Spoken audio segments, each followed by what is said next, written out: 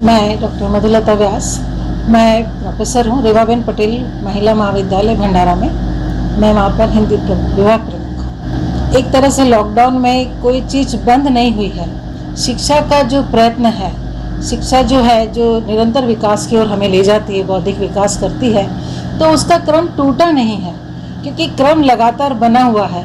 और ऐसे में ये चीज़ें अच्छी हैं कि लॉकडाउन में सबके स्वास्थ्य को ध्यान में रखते हुए ऑनलाइन पद्धति का जो कार्यक्रम शुरू किया है सरकार ने, तो निश्चय ये एक बहुत अच्छा है। बस होता यही है कि ऑनलाइन के लिए जो शिक्षा पद्धति गाँव तक पहुंचनी चाहिए वो पहुंची है, पर उतनी नहीं। जैसे कि मैं भंडारा में हूँ, हम कुछ भी कहते हैं, चाहे वो एडमिशन की बात हो, चाहे ऑनलाइन क्लासेस की बात हो, तो अधिकतर जो ग्रामीण क्षेत्र में विद्यार्थी हैं वो कहते हैं कि हमारे पास में मोबाइल लेने के लिए इतना हम लोगों के पास पैसा नहीं है। तो वो चीज़ फिर वो अपने किसी, जैसे उन्होंने अपने फादर का लिया है, किसी का लिया, तो अगर वो काम पे गए हैं तो वो जब वहाँ से लौट कर आते तब कहते हैं हमें मोबाइल दीजिए, आज क्या आया है व्हाट्सएप पर, आज देखना है, आज हमें किसी ने लिंक भेजी थी, हम ज्वाइन। तो एक ही घर में सबके पास में मोबाइल नहीं हुआ करता, क्योंकि किसान वर्ग से सारे विद्यार्थी हैं, खेती बाड़ी वाले विद्यार्थी हैं। तो ऑनलाइन शिक्षा पद्धति को और भी अधिक अग्रसित करने के लिए गांवों तक जो ये तांत्रिक विकास है, तकनीकी विकास है और जो संसाधन है, वो उसका कुछ ऐसी योजना होनी चाहिए कि प्रत्येक विद्यार्थी के हाथ में मोबाइल पहुंचे। इसके लिए अगर प्रयास हो जाता है तो मुझे लगता है कि निश्चित ही ये क्रम बहुत आगे बढ़ सकता है, क्योंकि रुका हुआ है काम यहीं पर। दूसरी बात मुझे जो लगती है कि ऑनलाइन पद्धति में विद्यार्थी अपने शिक्षक से उतना संतुष्ट नहीं हो पाते हैं, क्योंकि देखिए, पुस्तक में पढ़ाना, पुस्तक की ओर देखना, आँखों का व्यायाम होना और प्रसन्नता, मतलब टू वे जो कम्युनिकेशन होता है, जो समझदारी होती है, वो ऑनलाइन पद्धति में उससे विद्यार्थी जो हैं, जो गुरु और शिष्य के बीच जो एक तादात्म्य में एक जो प्रेम निर्माण होता था, वो प्रेम निर्माण नहीं हो पा रहा है, क्योंकि बच्चों के ऊपर में एक प्रकार का प्रेशर रहता है। घर में रहते हुए भी अभी इतने बजे की क्लास है, अब यहाँ है और बैठे रहना, और इतनी देर तक कंप्यूटर के सामने मोबाइल को लेकर के बैठे रहना उनके लिए थोड़ा सा हैक्टिक हो जाता है। और जितना रिलैक्स होकर के, जितना एक अच्छे तरीके से प्रसन्न मुद्रा में तो जिस तरह से कक्षा में बैठते थे उस प्रकार से तो नहीं बैठ पाते हैं। और मैं अधिकतर सुनती हूँ कि मैडम क्लासेस कब शुरू होंगी, हमें आपसे ही पढ़ना है, हमें आपको सुनना है। तो एक जो सुनने की प्रक्रिया जो प्रत्यक्ष रूप से होती है, परोक्ष रूप से होती है, वो ऑनलाइन पद्धति में होती तो है, हमारे चेहरे दिखते हैं, लेकिन विद्यार्थियों को वो संतुष्टि पढ़ करके नहीं मिल पाती है जो कि कक्षा में होती है। तो अगर ये ऐसा हो जाए कि 50% रहे यहाँ पर, लेकिन कुछ क्लासेस आवश्यक रूप से भी कर दी जाए, सोशल डिस्टेंस मेंटेन करते हुए।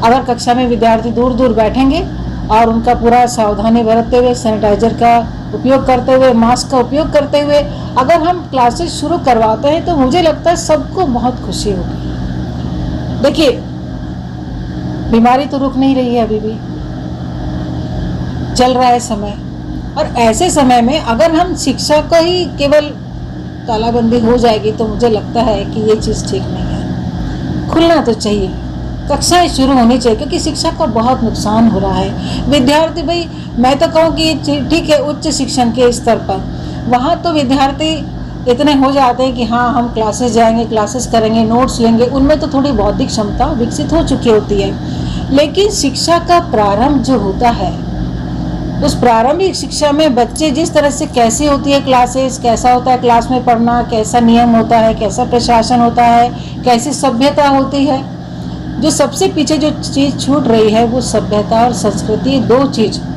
कक्षाओं के अंदर बैठ कर के पढ़ना, उसकी संस्कृति, उसका आचरण हम जो उनको सिखा सकते हैं, वो ऑनलाइन पद्धति में हमें क्या रहता है, हम केवल पाठ के ऊपर ध्यान देंगे इतने समय के अंदर, हम बाकी चीज़ें जो एक दृष्टांत देते हुए अलग से एक प्रत्यक्षीकरण के द्वारा भी जो उन्हें बता सकते थे, वो उसमें संभव नहीं हो पाता है। क्योंकि कहाँ से लाएंगे इतना माहौल, उस मोबाइल की दुनिया, उस चौखट के अंदर में जितना परिवेश आ पाता है उतना ही परिवेश, उतना ही उदाहरण हम दे पाते हैं, जबकि विद्यार्थी कम से कम देखते हुए पर्यावरण को देखते हुए पर्यावरण के बारे में पढ़ा रहे हैं, मोबाइल पे पढ़ा रहे हैं, प्रकृति के बारे में पढ़ा रहे हैं, मोबाइल पे पढ़ा रहे हैं, तो ये थोड़ा अच्छा नहीं लगता। जैसे आप अब्दुल कलाम जी को ही देख लीजिए, हमारे जितने भी महापुरुष हुए हैं उन्होंने कहीं ना कहीं केवल कक्षाओं में बैठ करके ही नहीं सीखा। बाबा आम्बेडकर जी को देख लीजिए, उनके जो पानी पीने का जो उदाहरण था, वो जो एक शक्ति मिलती है कि मैं ये करूँगा, तो वो जो एक प्रेरणा मिलती थी बच्चों को कुछ आगे बढ़ने के लिए, जो एक पुशबैक जो बोलता है एफर्ट्स मिलता था उनको, वो ऑनलाइन शिक्षा पद्धति में नहीं मिल पा रहा। हम आज के ऑनलाइन इस पद्धति के द्वारा ये अपेक्षा नहीं कर सकते कि बच्चों को ये सीखने मिला और यहाँ से इसके अंदर में वो गुण आएंगे कि वो आगे एक बहुत अच्छा नेता, बहुत अच्छा नागरिक बन सकेगा।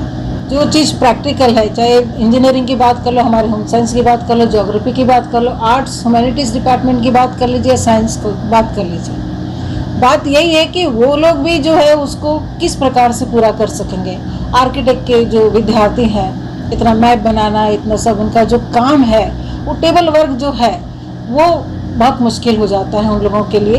क्योंकि हम तो जब एग्ज़ाम लेते थे इंजीनियरिंग के, तभी देखते थे कि उनके लिए कितनी व्यवस्था करनी पड़ती थी। एक एग्ज़ाम के लिए जब हमें इतनी व्यवस्था करने के लिए बड़ा टेबल होना चाहिए, उनका जो डायग्राम रहता है उसके लिए होना चाहिए, तो उनके लिए तो शायद बहुत मुश्किल होता है कि उनके लिए क्लासेस बहुत आवश्यक हैं, ताकि वो लोग प्रायोगिक जो चीज़ें हैं वो अच्छी तरह से कर सकें, अच्छी तरह से सीख सकें। और इसलिए सोशल डिस्टेंस रखिए, कुछ रखिए, लेकिन कॉलेजेस को इतना बंद कर देने से वो बात नहीं हो पा रही। 2 साल के अंदर एक जो देखिए शिक्षा का अर्थ होता है सर्वांगीण विकास और बौद्धिक विकास।